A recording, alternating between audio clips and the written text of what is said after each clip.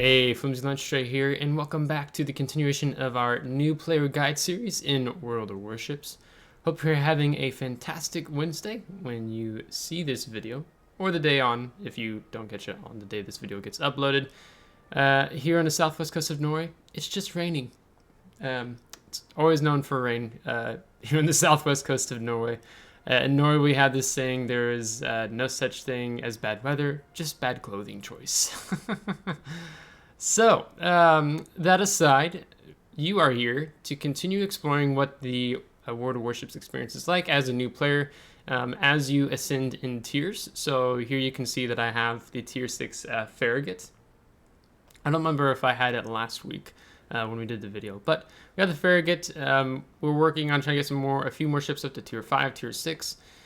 And one of the things, once you finally unlock having a tier 6 ship, you get access, you can start playing operations. So we're going to talk about operations in today's video, and I'm basically going to give you a summary of each of those scenarios, operations. We're getting really close to reaching the next access level. Let's see here. We have 9 battles left. So next week's battle, when there'll be a live battle video, when I know we're about to unlock ranked battles, we'll share what it looks like when you achieve access level 14 together. But today we are going to be looking at operations. So to do that, you select battle type, and here you can see other Aegis, other operations. Every week Wargaming cycles which operation of the week it is, and it goes in alphabetical order. So if you're wondering what's going to be next, just A, B, C, D, go up through that and you'll be able to see. So this information icon gives you information on the operation details of Aegis, and then you can also click on other operations. So this today I'm just going to briefly go through these, and that's all this video is going to entail. I do have some videos I've already done in the operations on my NA server account, so I'll just kind of link those at the end of the video if you want to check those out. So operations are battles that follow unique scenarios. Your allies can be automatically selected for the operation of the week. To complete other operations, you need to assemble a division by yourself. The minimum number of participants is 4. So even though there's an operation of the week, if you get a minimum at least 4 participants in a division, you can go to these other operations that are not the operation of the week. So just keep that in mind if you're trying to division up with buddies. So I'll kind of surface level, and then we'll get a little more specific about each operation. But you may have already noticed that there are these stars. So you can see last week it was Raptor Rescue coming at the end of the alphabetical order, if you will. We 5-starred that one, we 5-starred Aegis, and then these have not been 5-starred yet because it hasn't been the operation of the week yet for me to play them since I've got the Farragut. At the same time, I could go ahead and division up with maybe some of my Gnome clanmates and knock those out of the way in a division enough where we can play them, even though it's not the operation of the week. But one of the big perks of operations, if you've never played them before, is these rewards that you get. So, for example, in an operation, there are 5 objectives you have to complete. And if you only complete 3 of 5, you get 3 stars out of 5 stars. If you complete 5 stars, then you get the whole kit and caboodle. But you really at least at minimum want the 4 stars. So a couple more tries, maybe you get a good team and you achieve that 5-star. So you get this reward for completing one of the tasks, but you only get it once. So it's not like you can keep 5-starring or playing operations again and again to get these same rewards. So here at the 1st star, you can see the rewards. You get some combat signals. 2-start, you continue to get some other combat signals. You 3-start, you get 5 temporary camouflages, the Restless Fire. If you 4-start, this is where it's really exciting. You get a 10-point commander. So when you're starting off as a new player and you get to that tier 6 ship, this is fantastic. To be able to get some 10-point commanders, because you're not going to have a ton of elite commander XP as you start off. When you're retraining your captains to new ships as you grind up each tier, that tends to be low, and it might take you a little longer to get to that 10-point commander. I only have I think I only have one 10-point commander at this point in time that's on a ship, just from grinding, but now I have this 10-point commander and then the one from Raptor Rescue. So you get a Russian 10-point commander. And then you get a 5-star, you get 1 day of premium. Raptor Rescue, you can see the rewards are basically the same for 1-star, 2-star, 3-starring it. Instead of getting Restless Fire, you get 5 Ocean Soul camouflages. And then a 4-star gets you the ship commander, American 10-point commander. So that is really cool because Raptor Rescue is essentially the carrier rescuing is a Ranger. It's an American tier 6 aircraft carrier. And then a day of premium. Come over here to Defensive Naval Station Newport. This is the most difficult one, by the way, just because it really requires teamwork. So you can see again, 5 Ocean Soul. A 4-star will get you a 10-point Japanese commander. 5-star premium count. Again, we have some similar vibes going on here with the star system. 5 Restless Fires, a 3-star, and then for a 4th star, you get a 10-point German commander. And then another day of premium. And then you can see a little bit different here. Narai is a different, it's not, all of these 4 are tier 6 ships. Narai is a tier 7 operation. So this one is my favorite operation by far because you can farm and get a ton of damage. It's really amazing. So these are economic signals you're getting. And then you get 7, this is your day commander camouflages, and a 4-point gets you not 10,000 free experience, and then also 17,000 elite commander experience. 5-star, 24 hours, 1 day of premium. Okay, so Aegis is the op of this week. So I can click operation details, or I can right click to see operation details. So Aegis is an allied naval division, has been attacked. Some ships have been destroyed, and the transport ships that were captured are being convoyed to the enemy base now. Intercept the enemy convoy and take back the allied ships. Operation goal, take back allied ships and protect them en route to their destination. Team members, 6. Okay, so basically you spawn here, and then you don't actually take that route. You'll notice that other players will not traditionally take this route because this is a very aggressive suicide route. But you have this convoy. It comes down from this way. You can see the arrows pointing down. You intercept, you kill. There's 4 cruisers that are escorting them, 4 enemy cruiser bots. This is not human players you go up against. Your enemies are always bots. Okay, so you kill the bots, and then there's like 4 or 5 transport ships, and then you reroute, and then basically you're going this way. This is the exit point. So I'll have videos that go more in detail about how to play each op. I'm not really going to do that here, but know the traditional route. If you follow my mouse arrow, it's this way.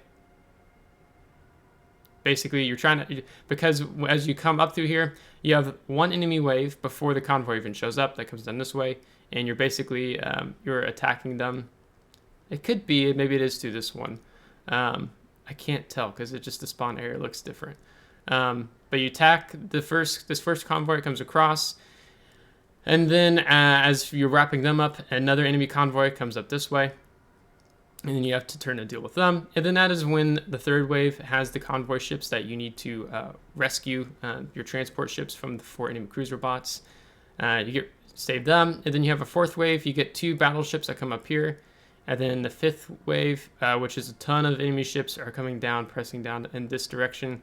You do get a Baltimore bot on your team who kind of spawns and comes up, and you will have, depending on, you have a couple bots that will be with you in your home convoy. So that is a very simplified view of that. I'm not going to talk about pathing, good options to take depending on what class you are. That will be for another time. And then, okay, so let's just go alphabetical order. So then defense of Naval Station Newport. Superior enemy forces were spotted approaching Naval Station Newport. Your mission is to defend the base until the arrival of the Allied attack squadron. Save the base's structures and moored support ships. Remember, if we lose the Newport base, we will lose control over the entire region, which is basically an automatic kind of loss there. Defend the goal, Operation Goal, defend the base, prevent the destruction of essential onshore installations, and support ships. Hold out until the arrival of the Allied attack squadron. So this one's also a tier 6 one. So basically, you and your team, you spawn across the central location. And I think it's like for maybe it's 10 minutes, the first 10 minutes of the operation, you have to prevent the enemy like crossing kind of this boundary. That's this circle. Because if you do, it's kind of an automatic 2-star loss. So then you're looking only at 3 stars. And the enemy will spawn in different waves. If you can keep them out of the base for the 10 minutes, you basically what you have is that you'll have like, for example, you have an enemy wave that comes this way, and then the next one's this way, and then it comes back this way. Basically, you kind of think of these as like 3 per se different channels. And the operation is, or how they wave spawn is random. But I think there is a system like if one is here, then it'll go here. Or if it starts in the middle, then goes here, then it goes back to the middle. I think that's my understanding, unless Wargaming changes that at a future point in time. If I'm incorrect on that, please correct me in the comments for those of you who are familiar with this operation. But this operation is really difficult because you're trying to stay in like this region. You know, you don't really want to get past these islands. And then if you successfully didn't defend the first 3 waves, then there's this, you no longer have to worry about keeping them out of the base zone. And then you have a huge enemy force invading where they'll come through every direction. And you're only tier 6 ship, and then I think it's the Zumo. Japanese tier 9 battleship spawns on this in the center here. So basically that's how you play it. So you're really kind of utilizing the islands to defend. I see a lot of players make a mistake. They go charging out and then they die. And then it's even harder to defend the base. So the hardest fight comes towards the end. Killer Whale. This is the... reconnaissance reports that enemies' major forces have left the naval base. Now is a good time for a swift raid and massive destruction. There are only a few ships left to defend the base, with some of them under repair. Operation goal: destroy the enemy base and retreat in the direction designated by reconnaissance. And again, tier 6. So the direction designated by reconnaissance, the area you retreat, it'll depend on the day or just each battle. Either you retreat to a designated area over here, or it will be up here, but you'll get an icon on the map that tells you. So basically, you and your force, you charge in, you gotta destroy these turrets, superstructures that have these guns in. So there's some here, there's one here, one here, one here. And then there are some naval structures that you're destroying. So as you push in, there's a cruiser that comes out here. There's a battleship, another cruiser, a battleship, a destroyer. So usually a lot of players are this is a kind of a dangerous route to go in. Because if you come in late, there's this destroyer and he dumps a bunch of torpedoes into you. So ideally this is the most safest route to take. If you're going this way, if you're a cruiser with good DPM, like damage per minute, so something like Leander will do good here to take on that enemy destroyer or something else. So you push in, you'll destroy everything here, and then basically what you have to do is there'll be some enemy forces that spawn that come down this way. Some will spawn along through here, and then some will spawn along through here, depending on which... well, that is a constant no matter what happens, but then you have to, as a team, figure out how you're going to deal with the ships that come down to this way. If they get so far down this way, it's an automatic 1-star loss. There's like, I think it's this CD line. Or if you're going out this way, you just can't completely abandon the enemy ships that are going to be spawning and coming down. So you play the op a few times, you're going to get it figured out and what's going on here in Killer Whale. Narai. Narai is required to break through the enemy base defenses and move all enemy forces from the water zone of the base. We'll also secure a victory if we manage to provide cover for the assault transport ships to land the majority of troopers. Operation goal: gain control over the enemy base by breaking through the enemy's defenses, eliminating all hostile forces, and escorting the assault transport ships in. Team members, this is the tier 7 op, okay? So this is really fun. This means you can take something like Scharnhorst, Weimar, Fiji, some really good ships for this operation in particular. So basically you spawn here with your assault transport ships that are basically, they'll take this route, come down here. I think there's some others that come down this way. And your goal is to get these assault transport ships like here, here, and here, and they start unloading troops on the red areas. essentially. So if you lose so many of the assault transport ships, it's not good. And as you're coming down, you get an enemy first wave spawns here. Second wave, you have a battleship spawns in this area and a cruiser that pops out here. You can blap them really good if you're a battleship. I'm always lining up the shots for that. Then you kind of get a destroyer that's charging up the rear. There's no enemy ships that approach from this direction, so not sure what's going on there. And then as you come down further, after you've dealt with that battleship, cruiser, and destroyer that comes in here, then you essentially get a third wave where you have a Dallas bot comes out this way. You get a cruiser comes out here, and enemy bot cruiser comes up here. These two are torpedo capable, so it's important to kill them.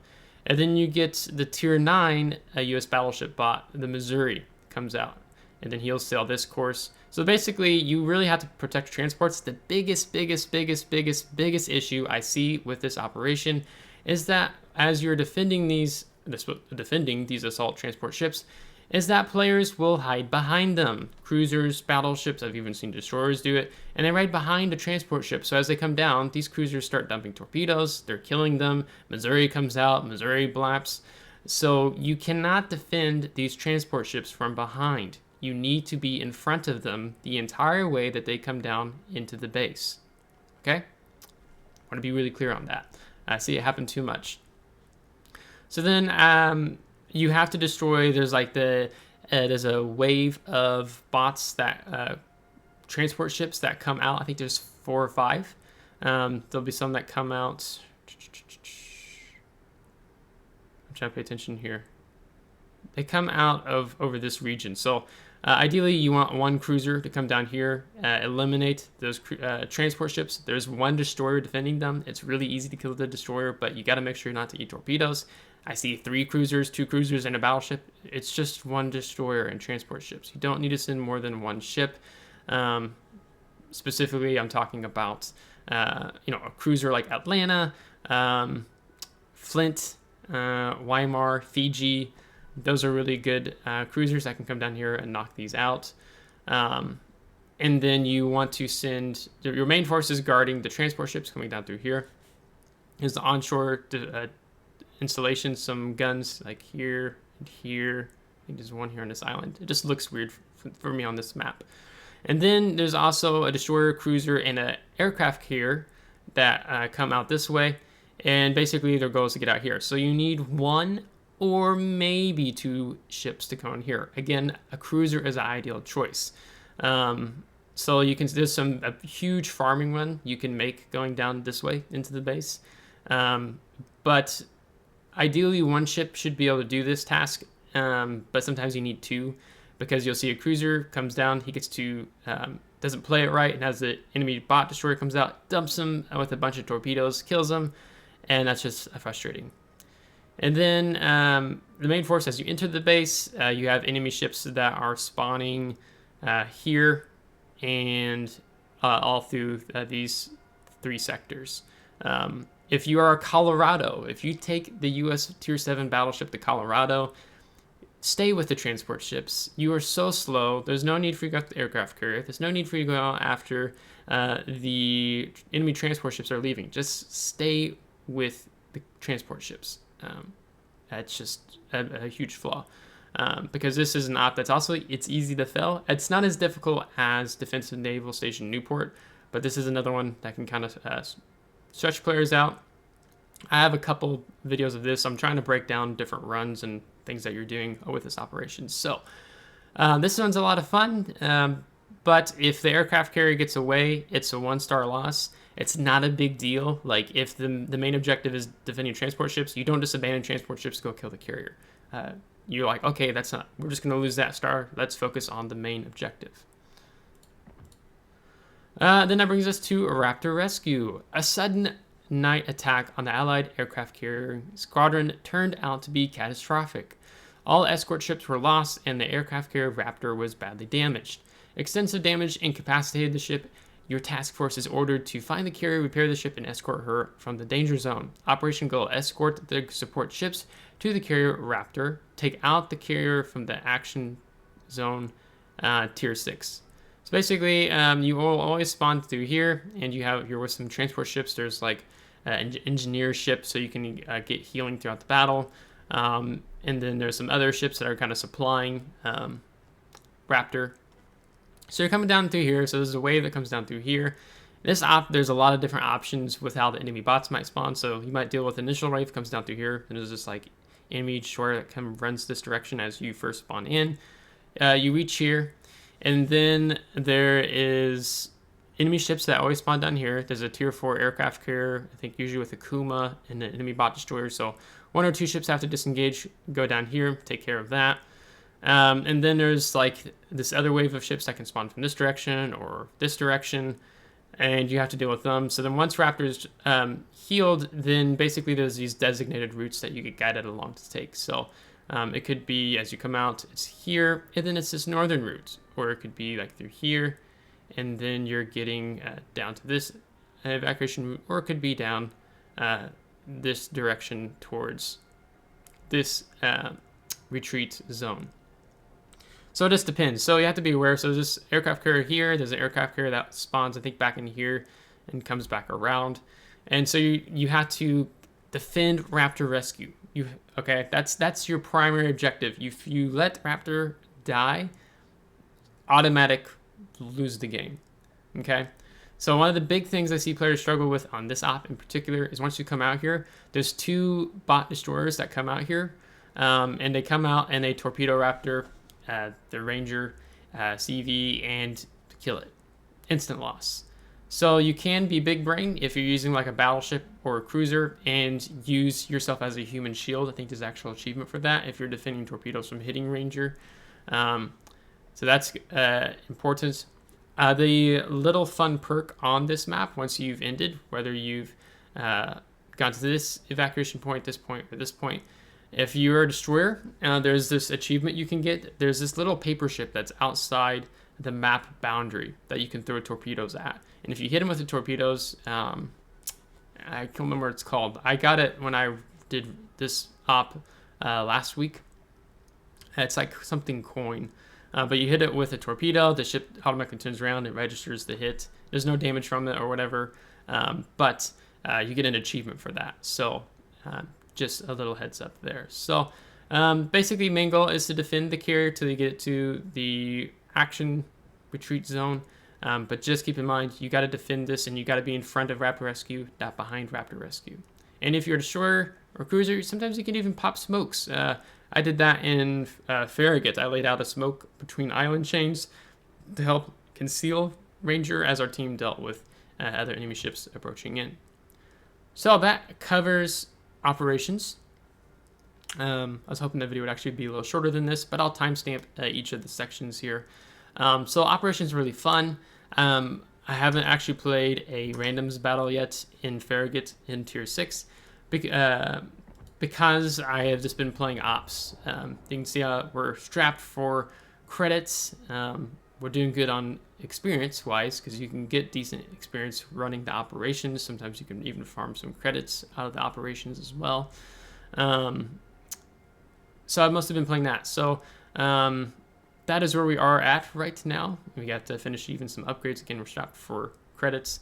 I actually got a decent amount of premium time. I don't have my birth date registered on my EU server account. So at the January 1st, you basically, More Gaming gives you these, they did at least this year, 2 super containers and something else. So I pulled 30 days. And then I think I got a 7-day. And then I think I even got some doubloons along the way, because I've not purchased any doubloons for this account. This is my free-to-play account. I don't spend any money on this account. So that's where we're at right now. So we're going to wrap this video up. If you liked it, give it a thumbs up. If you did not, give it a thumbs down. Subscribe if you do want to see more. If you are subscribed, thanks so much. I really appreciate it. And again, I'll throw some videos up around the corner edges of the screen if you want to see more operations in action. So until next time, take care.